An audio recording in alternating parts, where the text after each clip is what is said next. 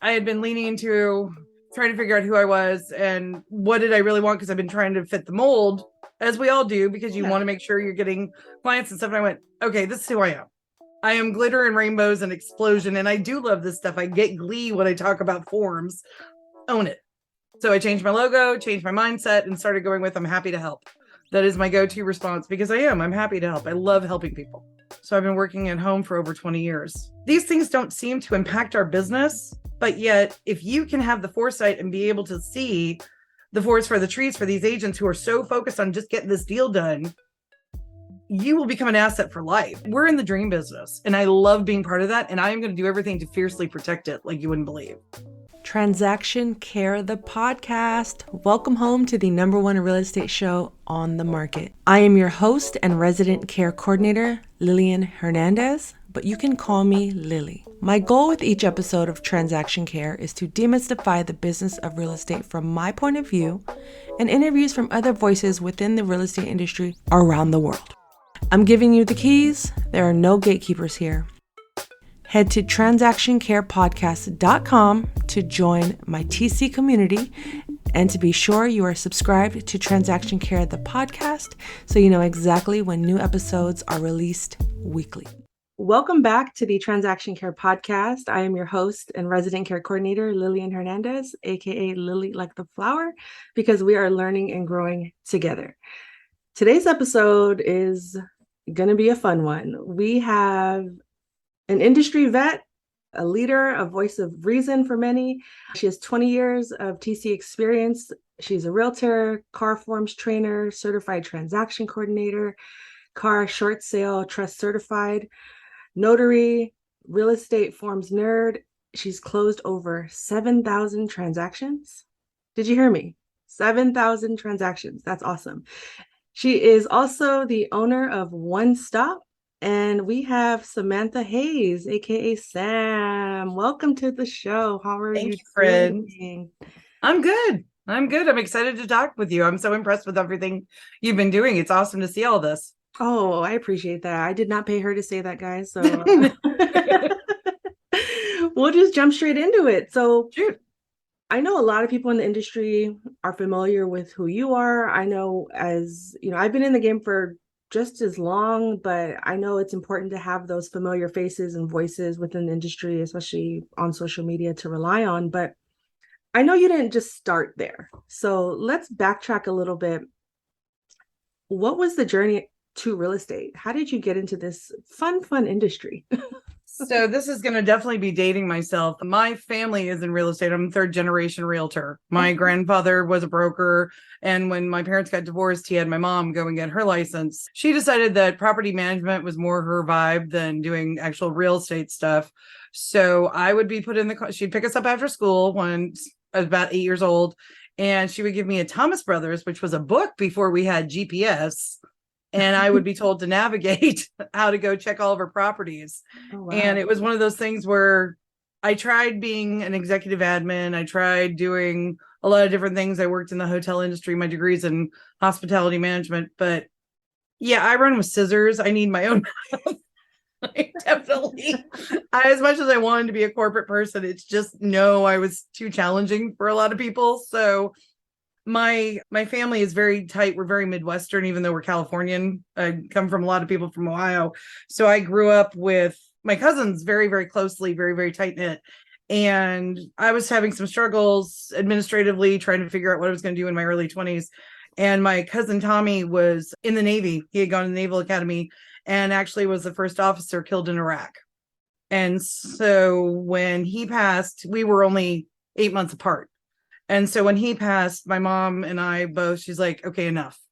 What do you want to do with your life? Because it really hit us, because he and I were the older two, and the fact that one of us was now gone. And so he died doing what he loved, and I was going to figure out what the hell I loved come hell or high water. And so I took to this kind of like a duck to water. My mom, by then, God, lots of tragedy stuff. My stepfather had also passed only about 4 years before that. So she had transitioned from property management into transaction coordination. She said, okay, you're coming to work with me. She was in the process of transitioning out of TCing into assisting a team that went on to create a brokerage here in San Diego, Ascent Real Estate. And mom was the general manager for years and then ended up opening an escrow company. So it was, we had some major losses and then went, okay, enough. We ended up on this path. So that's how I got sucked into it. And I just loved it. I loved it from the second. I took all my weird, nerdy admin background. I took all my like crazy pop by admin stuff or hospitality stuff and ran with it. Yeah, thank you for sharing that and being vulnerable with the audience in terms of, your family dynamics. I can definitely relate to having a big family and being close to people and loss. That's definitely one of the sparks in my life in terms of why I do anything. It's like, well, I'm fortunate to still be here. What am I going to do with this time? Let's have 100% some fun. that. Let's have some fun, but let's also get to business, right? So this is in you. I feel like no matter what you may have tried, you probably could have become a surf instructor and somehow been like, you know what? Actually, it's real estate. It keeps haunting me. I can't let it go. I finally, part of COVID was like sitting down and I had decided 2020 was going to be my year, like we all did. Yeah. And so, Here I am with the podcast. They're like, that's adorable. Let's just take y'all down. So I had been leaning into trying to figure out who I was and what did I really want, because I've been trying to fit the mold, as we all do, because you want to make sure you're getting clients and stuff. And I went, okay, this is who I am. I am glitter and rainbows and explosion. And I do love this stuff. I get glee when I talk about forms. Own it. So I changed my logo, changed my mindset, and started going with, I'm happy to help. That is my go-to response, because I'm happy to help. I love helping people. That's such a great point, because I think some of us tend to stray away from who we are at our core because of what society tells us or what the quote unquote norms are or constructs of, how we're supposed to be. And I think that's a journey I've definitely also been on lately, is just kind of returning back to who I've always been. But now it's like more enhanced, more informed and, evolved. But I love that. You're like, get to it. And I feel like it's definitely worked to your advantage as well in terms of your presence in the industry and the business. But let's stay back a little bit more in terms of, it's a family business, but also it doesn't have to be your business. Mm-hmm. But now you're in it, right? You said you're doing the navigation for your mom manually with a book. if you're watching this online, I'm doing hand motions as if I'm holding a book. But do you remember your first transaction? And was it as a TC or were you assisting? What was that like? So we were, this is hysterical. Okay. So it was the broker. It doesn't exist anymore, but I was in Prudential and Hillcrest off of Washington Street. And they had this little bungalow. They had the main office. And then you walk down halfway down the block to this bungalow that there were multiple agents in. Mom was in there and they put me at a desk and said, okay, here's what you're doing. And she kind of shadowed me the first time. And it made sense because I've always had an admin brain. I've been an executive admin, did all of that. So that totally made sense. And with event planning, I'm very event date driven. So the idea of a closing being what's my driving force made sense easily. Right. And checking the boxes. And because the other side of my world is my dad is the dad, anyways, not the one who passed away, but the other dad is in insurance. So I had risk management in my whole life. And then I have real estate. So putting these two together was kind of no brainer. It made a lot of sense. Oh no, they thought I was amazing because I'm like, okay, do, because I come from a tech background too, but we're at admin. So Excel spreadsheet, every call I was logging and everything was, this is 2003. Thank you very much. And then I would make paper copies. Oh God, I cannot believe how much time I used to spend at a copier. I'd make a paper copy of the MLS and a list of all their contacts and the contract. And I'd staple that and give it to the agents and I'd fax it, those fax machines we used to use. Yeah. I'd fax that to escrow and to the lender. And then that way the agents had a paper copy to keep in the car with them. Because I figured one of the gifts of having your mom being the person who trained you to do this, I could ask her any question and anything she'd seen go wrong or somebody wasn't doing, she could tell me to do. So, and she was like, look, you don't want them to call you. Close the loop, give them all the information possible, keep them calm so they can focus on what they're doing. Yeah. And that's been the biggest is circle back because you don't think you need to follow up and say something is done because you're like, it's done. Why don't you trust me? Well, we all have that brain noise. Why don't we get that brain noise out of their head, let them know it's handled, and then everybody can calm down, and then they can focus on doing what they do best, which is going to get new deals, and that's business for me. So whatever I can do to facilitate them being happy to do more work kind of made sense. Yeah, and that's pretty much the root of being a transaction coordinator. Yeah. If that's the model you stuck to, I think you could do well in this industry or in this field in terms of a career, which I'm sure there are a lot of aspiring TCs listening to this. That one, you guys are lucky you don't have to deal with fax machines anymore. Oh my God.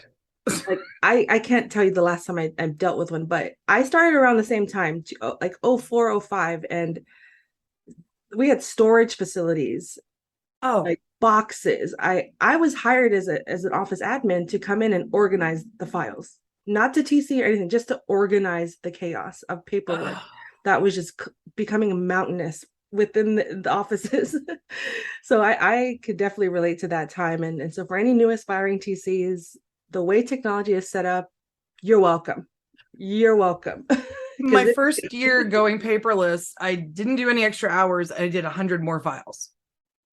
And that was tech that's nowhere near DocuSign. I mean, we were still having to chase paper signatures if we had to, or like figuring it out, but then we'd scan them in and then they'd shred the hard copies once everything closed.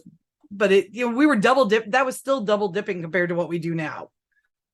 We can do files so much faster now, so much cleaner. Like you can actually read the signatures, the writing. Right. And everything was wet. Yeah. It was by hand, and there was nothing. Zip forms, car forms barely existed back then. So when you began, were you working simply just with the family business, or did you have kind of the foresight to be like, this is going to be my business one day? Like, what was that? I was dumb enough to do both. So it was more mom ended up handing the agents over to me. So it was always my own business out the gate. But then when I was working at Prudential, they lost their TC, their in-house TC. So I ran their in-house files and then I TC'd independently at the same time. So I was working 12 to 16 hours easily. So I was on site and then I would work on my files that were coming to me directly because I would be paid at a different rate. They were still a Prudential, but some were going through the company because there were certain people I couldn't fire. Even though there was one, I told him, I'm like, look, I will fire you at this point if you don't. This is making me remember that was entertaining just because they didn't understand some of the paperwork, and we had a great talk, and it ended up being a great client for years afterwards. But no, I started off independently, and then I just did the other because I wanted to jump in because I knew being in-house, one would have more exposure, it was more money, it was more training. I knew that I needed to get more experience and get more files under my belt. And it just was the way my life was going at the time. It made sense to be able to throw myself completely in. I was single, just me. I think I spent 4 months in the actual physical office. And then it was the beginning of everything starting to come down, even though the market did what it did between 2003 and 2007 before the crash. Right. So yeah, it was, but they let me move home early. I moved my business home, I think probably beginning of 2004. So I've been working at home for over 20 years. I am no longer fit to be in a corporate office or anywhere type. If I can't be at home, let's forget it. I don't know what to do. But I always knew that I had to have my own business because of the interactions and the issues I'd had with corporate previously. And I'm very grateful for the experiences and the education I got through Prudential, but it definitely was a blessing when I could go completely independent. Wow. 20 years working from home, a concept that people could not grasp even 3 years ago. Yep. Right. And that's inspiring because I'm like, okay, this is possible, guys. We could do it. There's longevity in this. And especially now, of course, with technology, but in that transition of you working in an office, which is a key point because a lot of people nowadays don't want to put in that extra mile of admitting, no, I need more reps, I need more files, I need more practice. I know what I'm doing, but doing it all at once is chaotic still. And how do I bring some ease into this? And you were okay with working for an office. working with people, whether it was fun or not. Like you said, there were still people you wanted to fire, but you couldn't. But that helped to develop your skills and to also bring more self-awareness to you, who you are as a person. You realized, oh, okay, I did my time. Thank you for your service. Thank you.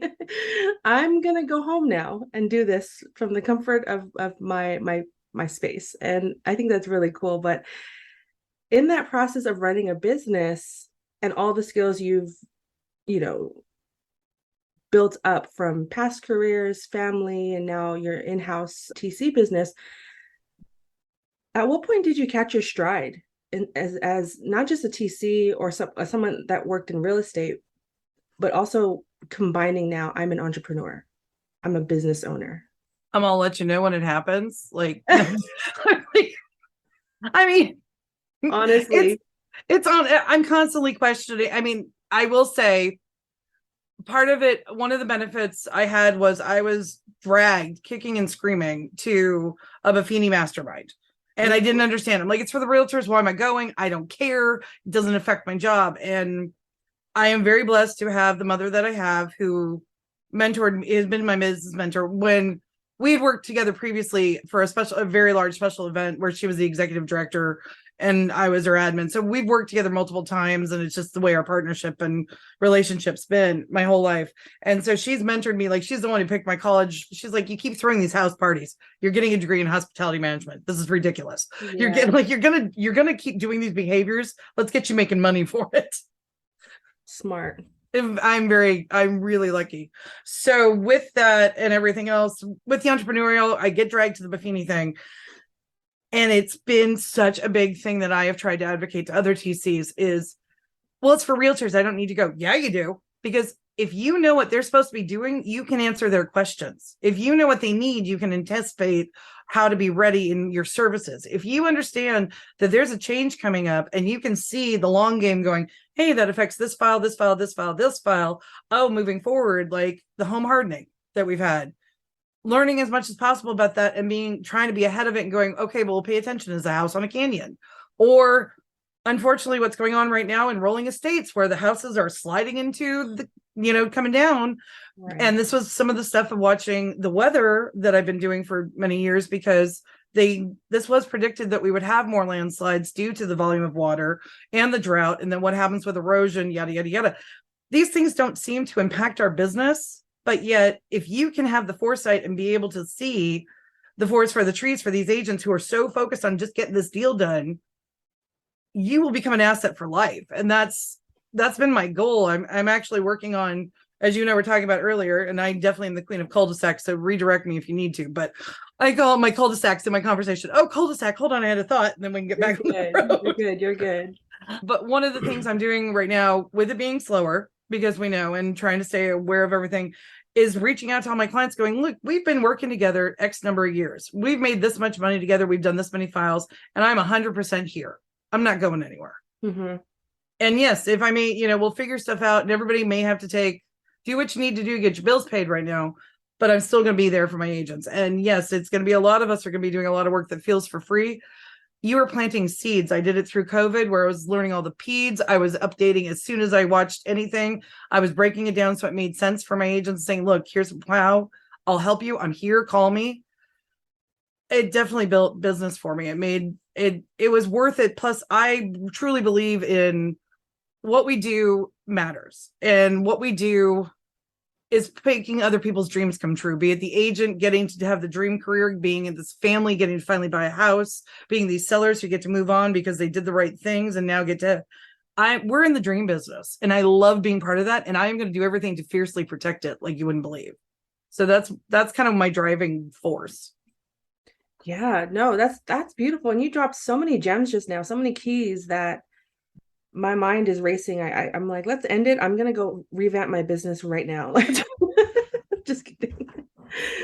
But it's so important, especially the weather aspect. It's not that I don't keep up with the weather, but it didn't click until literally just now how you can anticipate how your business is gonna go in the next either weeks or months simply by watching just patterns, whether it's the weather, the stock market, or government drama, the Real Housewives of the USA. Seriously. I mean, we're not going to get into all that, but basically, you're taking initiative. You're anticipating. You're not just sitting around waiting for the files to come to you, because there's going to be peaks and valleys, lulls and highs. And as you said, this is where it's July 2023 at the time of this recording, and it's not as quote unquote busy as it used to be. There are a lot of shifts occurring. Technology is changing rapidly, which we'll get into later in this conversation. But there are ways to maintain your business. And like you said, catching your stride is something that always requires maintenance. The first day compared to where we are today, what's that, like 15 years later, almost, 2 decades in, plus there isn't no one roadmap that we can stick to. We can just have the basics, right? And then how can we elevate from there? And, I love that for you as a business person, and also just as tips and guidance for those listening that are interested in not just running a transaction coordinator business, but a business in general, right? You got to stay on your toes somehow. You always have to be learning. And you mentioned 2 things I want to touch on: having a mentor, whether it's your mom or a colleague or a coworker or whoever, and then conferences. So let's go back to the mentor aspect of things. So what were the benefits of having one? And are you also working with a coach and or a therapist as well to continuously, again, run this ship and keep things in motion? And you as well, not just the business, but you as well.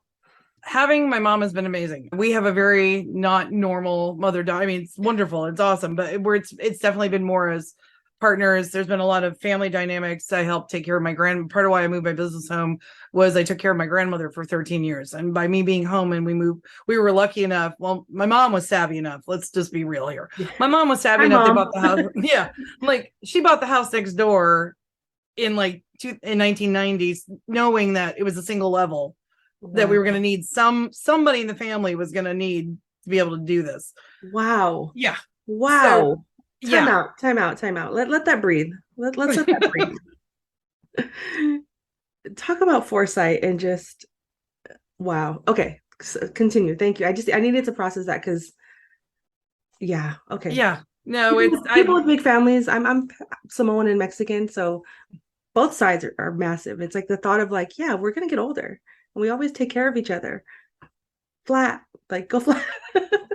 Oh, at one point we had, because my sister's ex-husband is with NASA, so he would go to Antarctica from Thanksgiving to Valentine's, because that's the summer season and when they can get the planes in, because then the fuel doesn't freeze.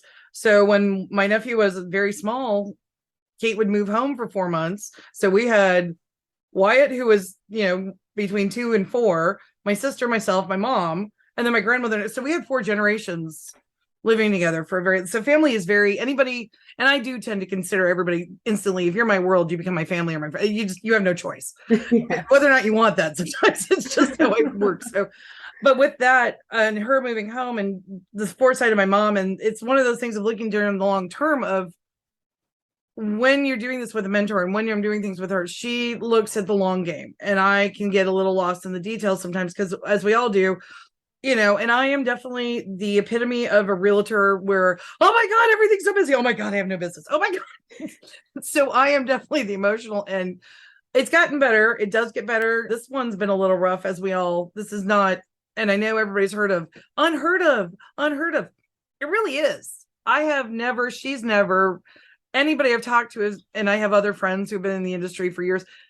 We have never experienced a universal PTSD emotional response. Right.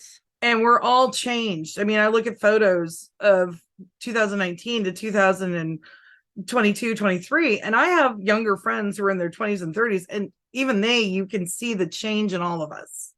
And I think that's one of the things is now realizing is getting out of the doom and gloom and going, you know what, I have things I can control. And that is one of the gifts of the pandemic, because I refuse to call it its real world. But one of the gifts was, I think we all learned the inner strengths that we had because we had to. And it's now your choice to keep using them and grow those inner strengths that you maybe would not have had the same time to cultivate.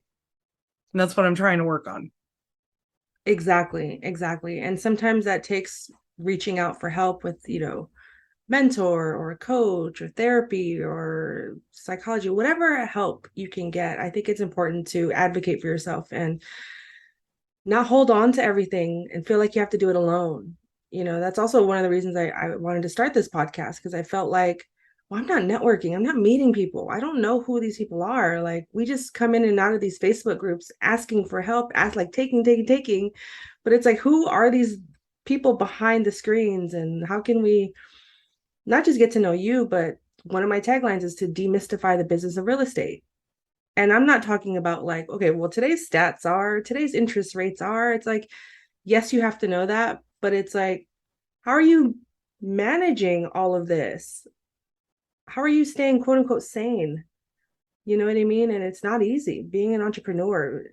Even if you're just a transaction coordinator, you're not running a business, you're in-house or you're an assistant. It's such an emotional, it's a very emotional, especially the residential side. It's part of why I don't like to do commercial, because it's not as emotional, and some of the behavior is almost worse sometimes for me. Yeah. I mean, at least my interaction. I know other people love it. My cousin is a commercial realtor. He loves it. No thanks. I like part of the like, oh, you're getting your house, or oh, we bought grandma's house, or like, I like that part of it too much. But it is very, so circling back to your conference question and the Buffini thing. So one of the things that I loved about and what sucked me into the Buffini stuff is it's the 5 circles, where you've got to have balance. You've got to have your health. You've got to have your mental, your spiritual, your family, everything else. I have not done as many conferences the past few years like everybody else. Even I've done online stuff. I don't currently have a therapist. I don't currently have a specific coach, because I live with my mom, so I kind of can go upstairs for that. But I'm a huge believer, and I learned a lot about it, was YouTube University. There is so much free stuff. So much free stuff on YouTube. Yeah, I know I have a channel. You've got your channel. Like, there is so much stuff out there, and so many people that want to share. Yes. They really want to share I love talking about it, because I know I just love it. It doesn't matter. Even if, the helping somebody else is great. I love talking about this stuff. And so I think that's something that we forget, that everybody's like, I need to have the newest, shiniest, whatever. And sometimes yes, it's always good. You got to stay aware, got to stay up for tech, got to stay up for everything that's coming up.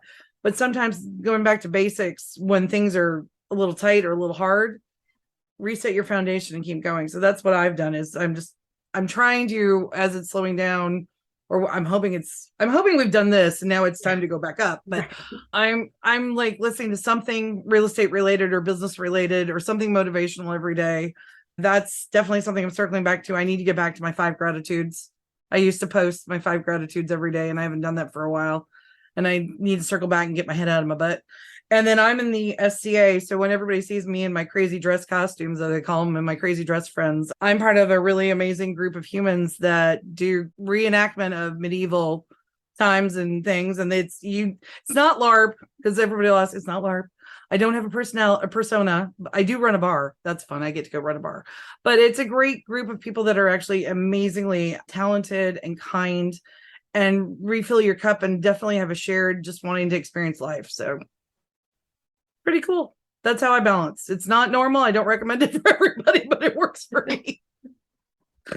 Right. And that's the self-awareness aspect of things. It's like, you're not forcing yourself to fit into anyone else's boxes, or even any box, right? Or filling, the void of someone because you felt like you had to do it. It's like, you're doing you. And again, sticking to the foundation, the fundamentals, and taking it from there. And going back to the conferences, definitely important. I need to get out to I have some ideas for things that are coming up on what I want to do, but also it's important for those listening, find the conferences, network, go out there, push your limits in terms of comfortability of socializing and talking to people. If anything, use it as practice.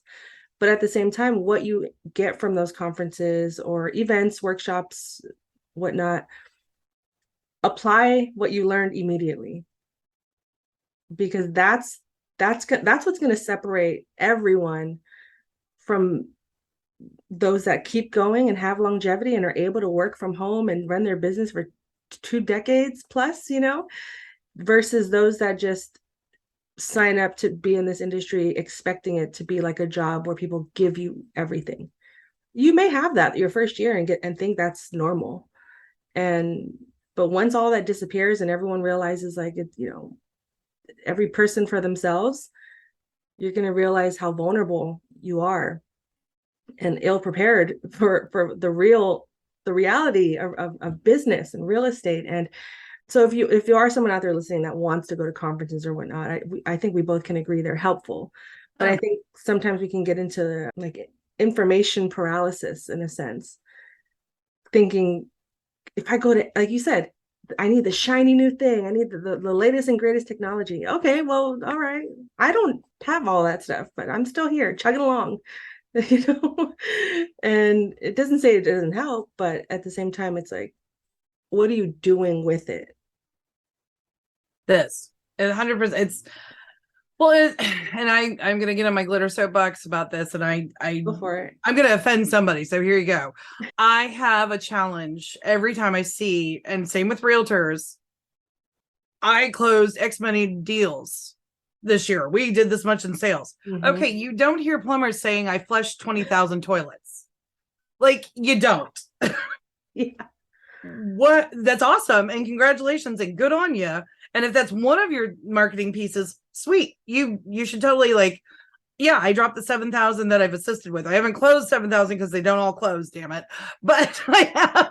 Well, that's why I said it last. Yeah. I'm on the same boat. I'm sorry to interrupt you, but no. I didn't want to lead with that because I know the value is deeper than just the number. So I didn't, but no, not at all. No, your point. Well, I understand. It's more sometimes because somebody's not listening to you, and it's kind of why I got the alphabet soup behind my name. Those things are great, and I'm glad I took those classes, but that's not what I'm bringing to the table, but it opens the door. And sometimes you need that stuff, and you got to have some things in your back pocket, especially when you're dealing with, well, I've been a broker for 30 years. You haven't taken class in 20, honey. We don't use the blue forms anymore. Like, get them out of your trunk. They're not current. Hold on. Oh my God. But circling back to it, my point is, what are you providing? Like, I went down the rabbit hole of, I'm going to be the biggest fish in the pond. I'm going to be the biggest nerd because these forms have always made sense to me. And part of how the Facebook group that I started years and years ago, well, I think what I see, June 14th is I finally realized our actual day of starting. But it started with what's the name of the Facebook group? Go ahead and we're the most amazing transaction coordinators. Yes. It used to be just TC group, but I decided we needed a little glitter. So yes. And it started here in San Diego as a cocktail party where I was driving around one day, dropping off docs for a client, and was like, I can't be the only TC in San Diego. And they didn't like us talking to each other back then. They did not want us to like connect. They didn't want us to network. They didn't want us. It was like, you're my secretary and you only talk to me, and I don't want you to talk to another TC. And I realized in San Diego, Cesar Chavez Day, the county recorder's closed, and it's a random day. It's not a holiday anywhere else.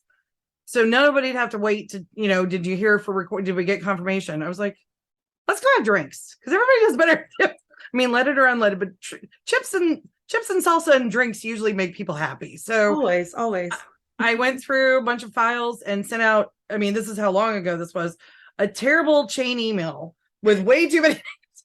I remember. Oh God. And some of the agents got on it and got mad and said, don't you talk to her? Like, we got yelled at, but we got out, and it's right when Facebook was kind of kicking over, and Helen Samayoa actually knew Facebook better than I did. So she started the group for me.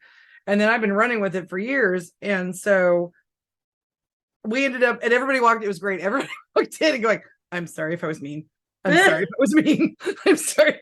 And we started putting faces to names, and I used to do, and it just got life and everything else. And I really should get back to it, is circling back to that networking face to face. We used to do breakfast. We used to do all sorts of meetups. We would do the TC, TC Appreciation Day came about because whenever Cesar Chavez Day is, they're like, you made that up. I'm like, yeah, I did. Yeah, I did. But guess what? We deserve a day. So guess what? If it takes me making it up and we all feel good and I make my friends smile, Cesar Chavez Day, just know that's also TC Appreciation Day. Interesting, interesting. I love that. We celebrated Cesar Chavez Day at my in my middle school. I'm from San Francisco in the Bay Area, so I'm familiar with that day. And we studied him, and it was normal. It was normal Yeah. for us, and I get it. But that's interesting because being a TC in the Bay Area or being in the real estate industry up here, what we consider Northern California, and you're in SoCal, I felt like there was a lot more unity down there. And it makes sense now because it was created. It wasn't just this natural thing that was allowed. I was just like, oh, everyone seems to know each other. That's cool. And I'm just going to insert myself where I fit in and when I feel like talking and do things. But this is kind of cool, like to have that community based. And of course, things have changed in terms of like meetups nowadays. Oh yeah. We're a lot more cautious with that. But is Facebook like your go-to platform? What are your thoughts on social media and running your business? I think you should be on everything. Right now, for dispersing information when I'm sharing documents and everything else, honestly, Facebook is the best when you're dealing with groups and everything else that I've found. I'm on Instagram. YouTube is great if you're teaching a class or sharing that. But your responses, you can't do like, when you've got a thread or a chat going, it's a little bit more instantaneous. Yes, you can with the one-sided for me for YouTube, but I mean, that's my preference. Instagram, I should be hipper about. I'm so focused on Facebook because that's where I've been. I'm about to get on Threads because of course we all should at least get our business names locked in. So we have that ready. Right. And LinkedIn, I follow Gary Vee. I'm a big Gary Vee fan. He Same. definitely gave me permission to use 4-letter words sometimes.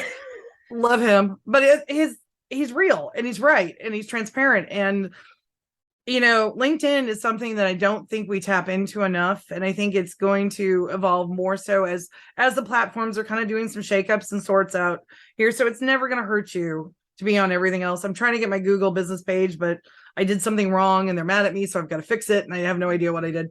So, but yes, I think you should be on all social media platforms. I do think I need to be posting more than I have been. I do believe in video way more. It doesn't matter what you look like. I'll get on with no makeup on if I've got something, because your energy and your passion comes through.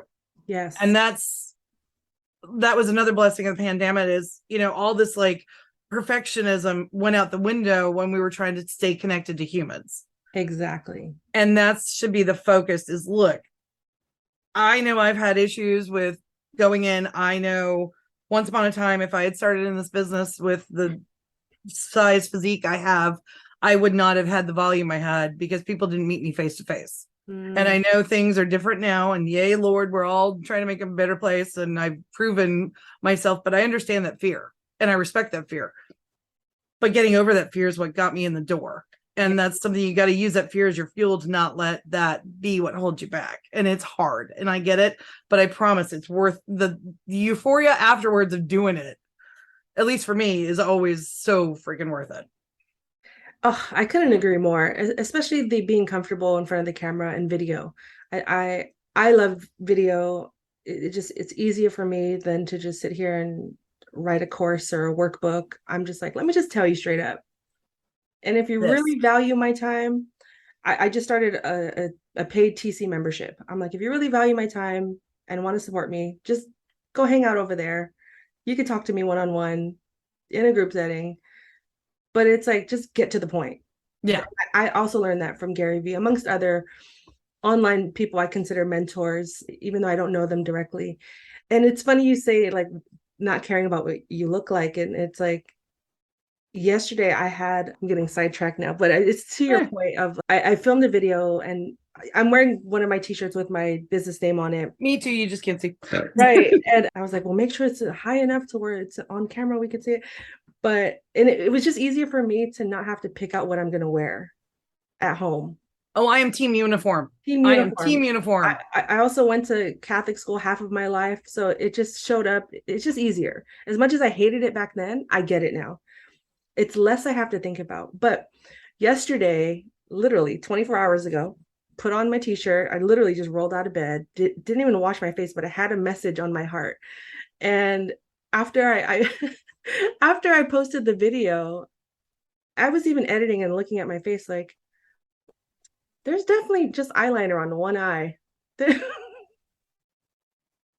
But had I waited to like, let me go shower, fix my hair, and like put eyeliner on the other eye. The message wouldn't have come out the way I felt it in my heart in that moment. Yes. All of this. And it was one of those moments where I didn't care who watched it, when they watched it. I just needed to get this message out. I don't know if you heard that. Yeah, I live on a busy alley, so see, they agreed. They're just applauding. Confirmation Right. From the universe. That's what that was. But it's up there, and it's gotten a couple hundred views, I think, at this point. And I posted it. I utilized all platforms, but to me, it was more so like I didn't care. I'm like, if anything, it's like it'll get them talking. Look at she only has one eyeliner on. Ha ha ha. Oh, but she said something good there. Let me rewind it. And again, I didn't do it on purpose to like, I didn't show up. Right. That's not my thing. Like one eyeliner, one eye with eyeliner. It was more so, man, okay, I have this message. Let me hit record. Boom, it's up, done. But I had to get it off my chest. And however I looked is how I looked. I mean, I eventually realized, and I was like, I think it's time to go wash our face. Let's not go the rest of the day like this. Maybe you're starting trends. Yeah, who knows? I did one last summer, and because the fans were too loud, so I turned the fans off, and I'm standing in here and all my lights, and I was just dripping with sweat through the video, just dripping. And so I went ahead and said, the topic's so hot, it's melting your TC, and just use that as the cover page. And perfect. You gotta, and I definitely have taken some selfies when I look like absolute crap, and I'm starting to use them because they grab your attention on my YouTube, and I think they're funny.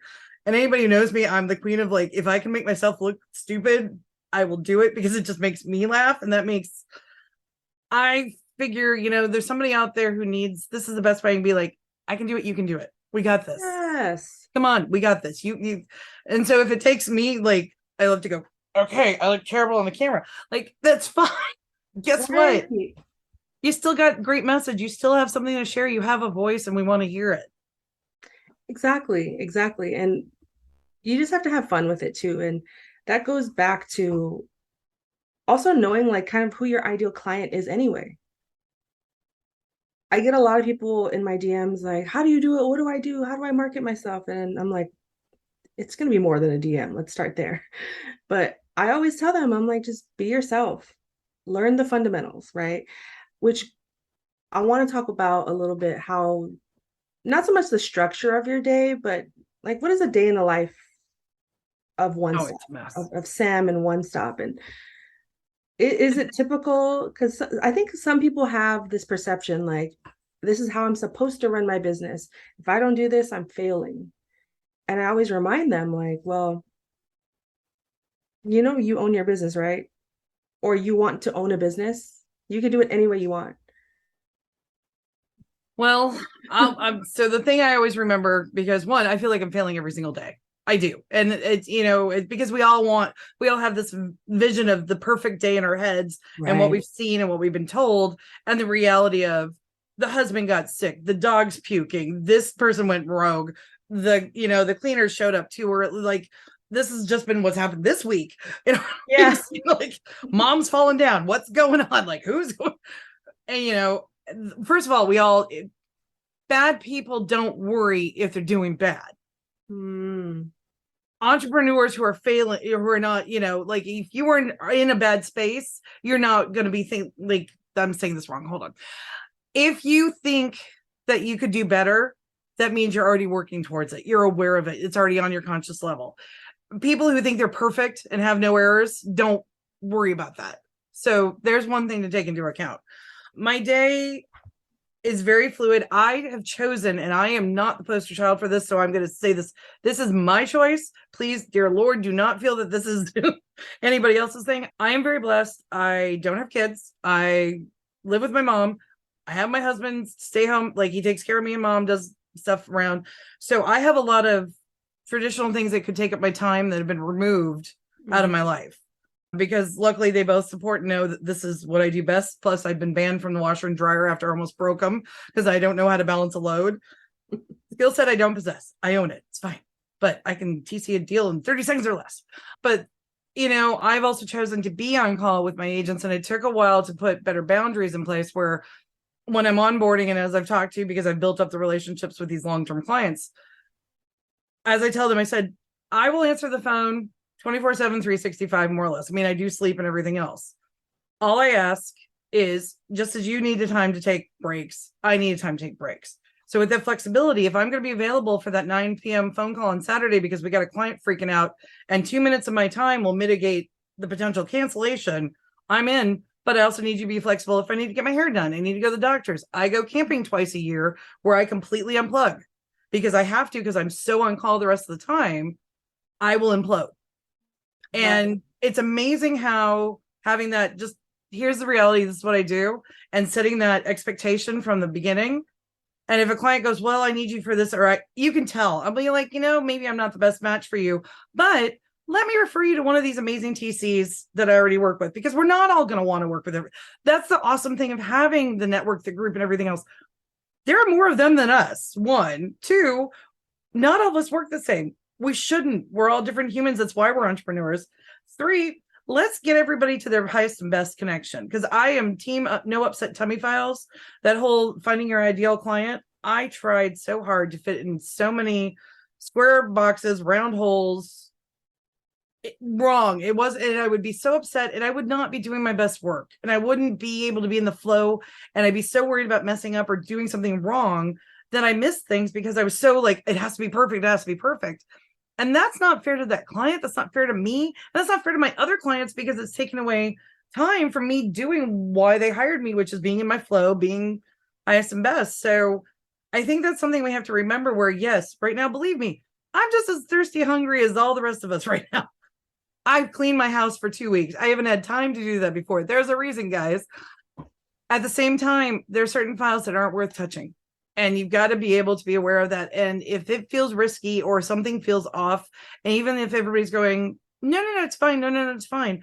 But they can't give you code. They can't cite you. They won't put it in writing. It's okay to run away. It's okay to say, no, this goes against my business. Our business models don't align is my go-to phrase.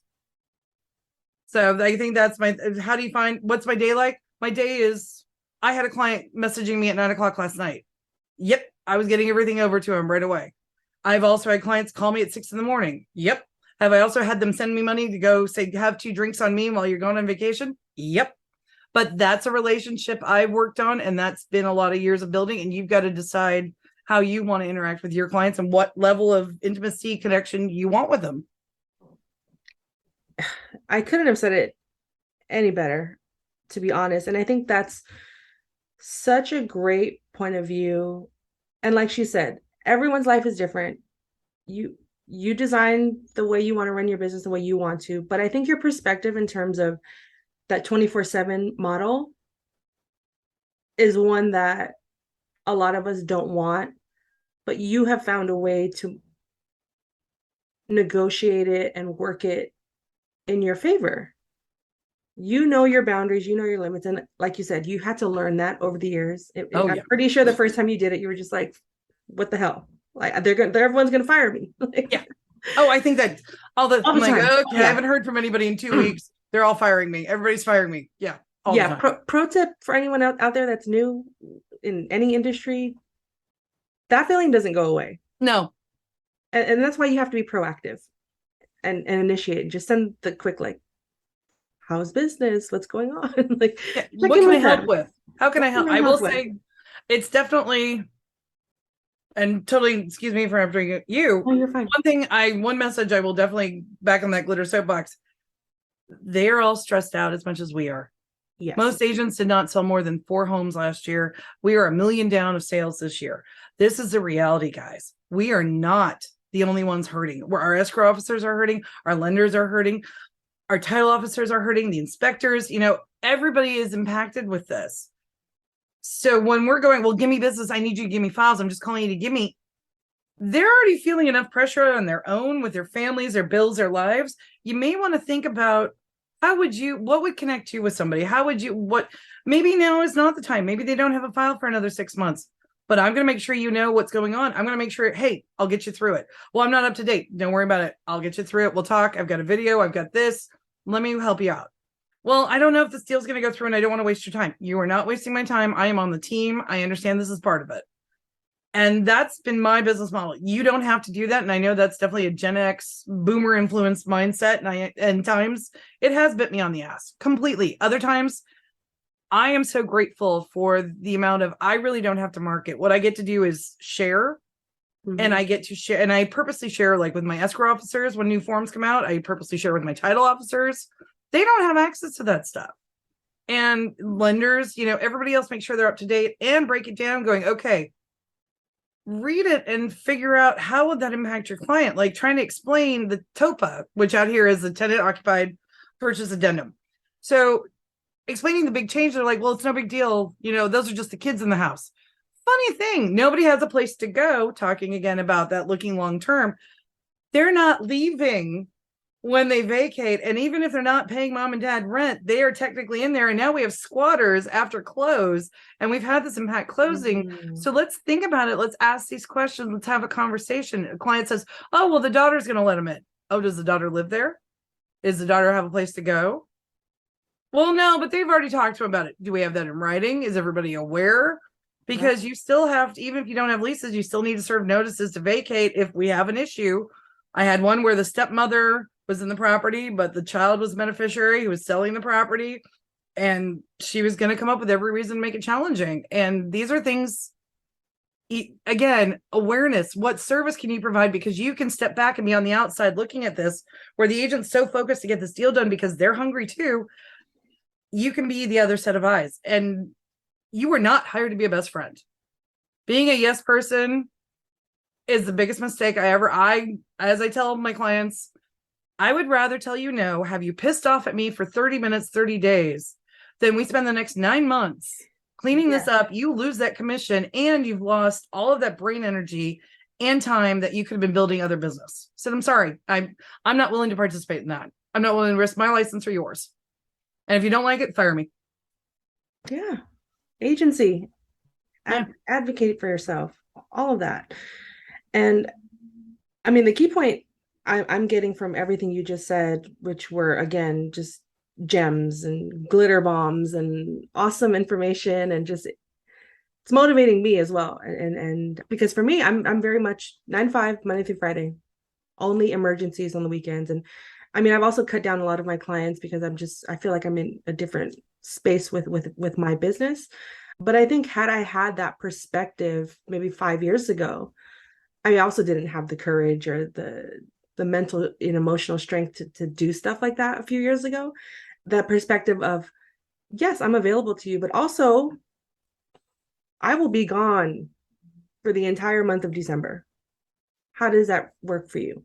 Or whatever, however much time you need, or, I disconnect for 2 weeks out of the year or whatnot. And for anyone out there that is considering what type of business model they want to run or the hours they want to have, it's like, well, now you have 2 different perspectives, and both work for us. So what's going to work for you? And you could do 6 months of where you work 24/7. Then the next 6 months, you're like, oh, I didn't like that. Maybe I'll do like a 16/8 or something like that. Who knows? Whatever. It's up to you. And it can change. It can change. Your life changes. Your input changes. COVID, I was on call 24/7 with no breaks because what else was I going to do? Right. And I would rather do that and be there for them. And when I took my first vacation, I said, look, I'm taking 9 days. I haven't taken this long because let me backtrack. So I started to hit burnout, because you can hit burnout. And I was not balancing as well as I do now. So this was about 10 years ago. In 2014, I turned 40. Yep. We all know how old I am now. But anyway, 2014. And I had set a goal to go to Ireland. I'm Irish. And at the time I was with my partner, was first generation Greek. So we were going to Ireland and Greece to go see his family, and then doing some stuff for my family. And my mom was coming for part of the time, and my sister went to Spain for part of the time with my mom. Like, we had this huge thing. And so I let my clients know in January, because we left in July, actually it's almost 9 years tomorrow. And so I said, I'm taking a month off. I am going to go take this month off. I stopped taking files 30 days before. I still ended up having files while I was gone. Had people cover me. It didn't. That's a whole nother thing. But anyway, yeah, I was more podcast on that. Yeah, no, that's a whole.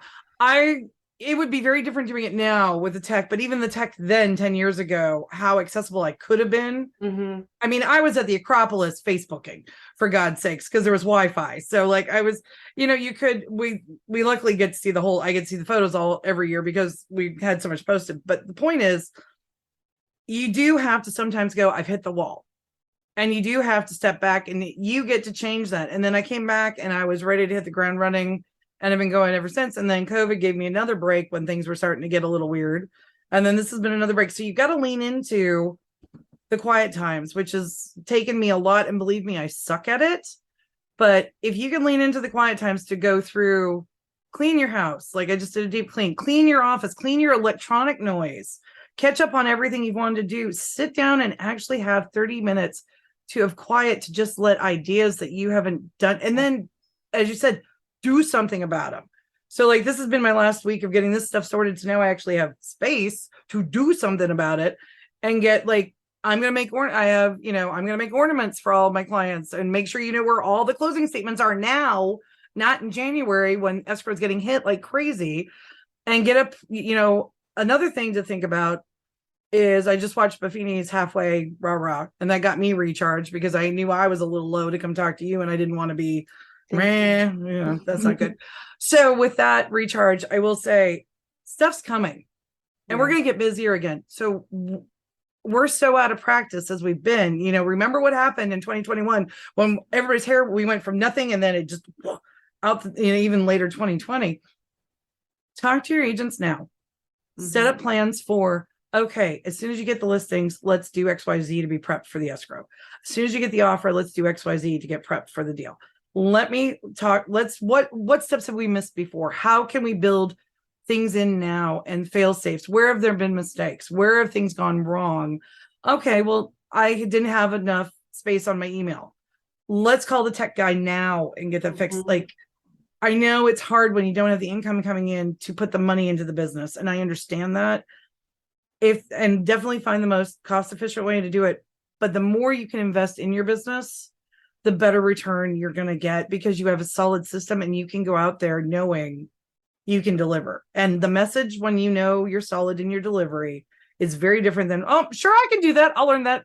I got that. It's a very different communication. Your client feels different.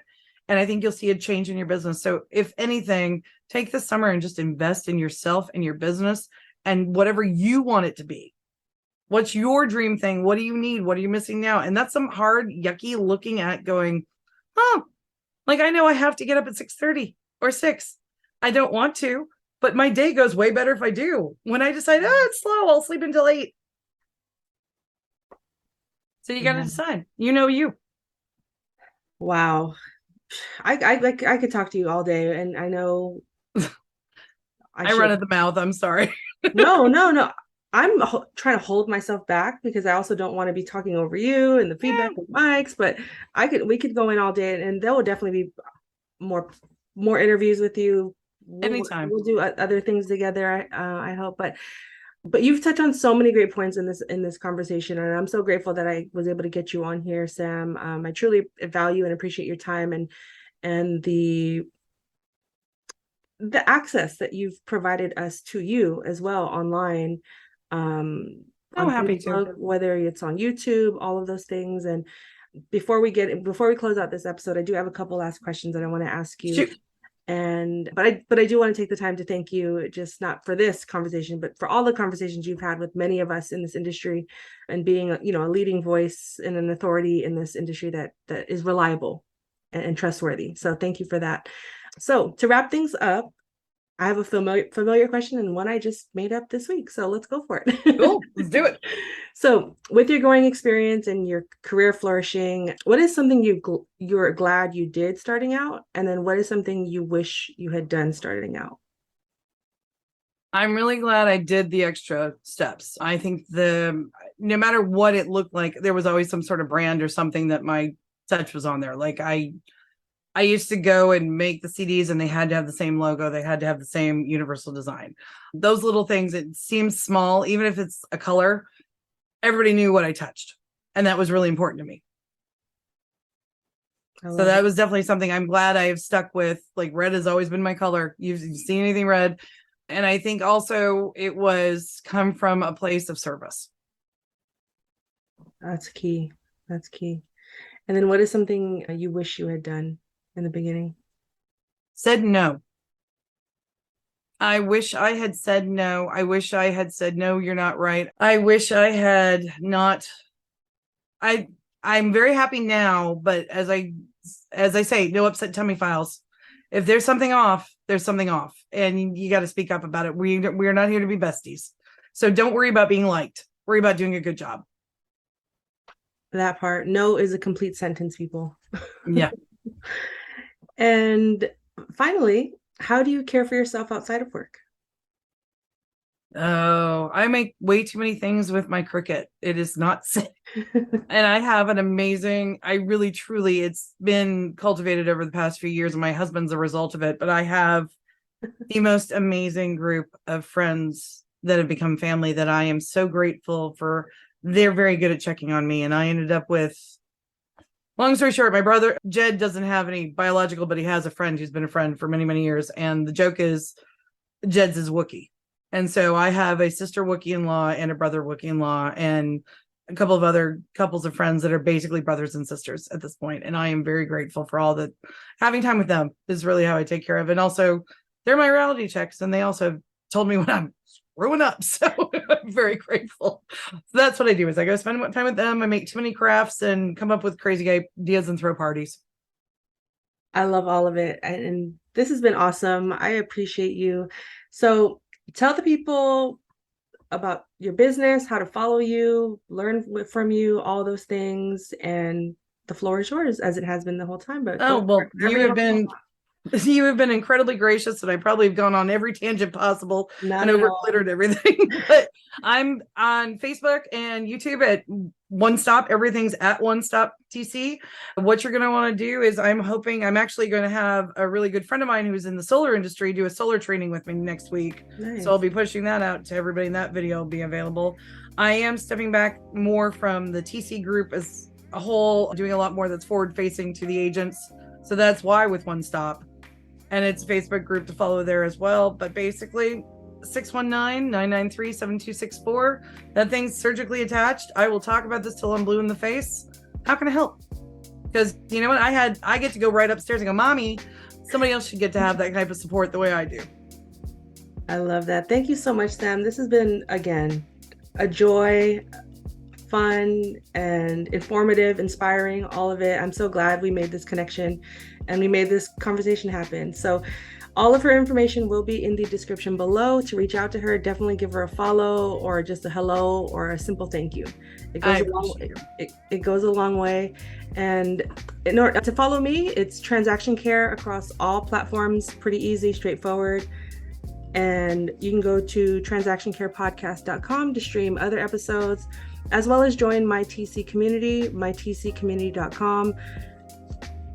It's going live. It's live. By the time you listen to this, it will be live. We're here. That's so exciting. I'm so stoked for you. That's really cool. Thank you. It was definitely an exercise in doing it afraid. It's still growing. It's evolving. I'm not here to force myself to do anything I don't want to do. But it's just my way of giving back as well. And how can I help? And I saw some gaps, and I'm doing my best to fill them the way I know best. But Sam is a great resource. I'm a resource. We're both here willing to help. It's collaboration over competition. I'm not here to block anyone's blessings. So whichever route you take in this business, it's all available to you. And I'm just doing my best to provide you guys with as much access and information as possible to thrive. So until the next episode, thank you again, Sam. You've been great. But until the next episode, I'm giving you the keys. There are no gatekeepers here. Care for yourself, care for your wealth. Your time is worth it. Let's coordinate. Talk soon.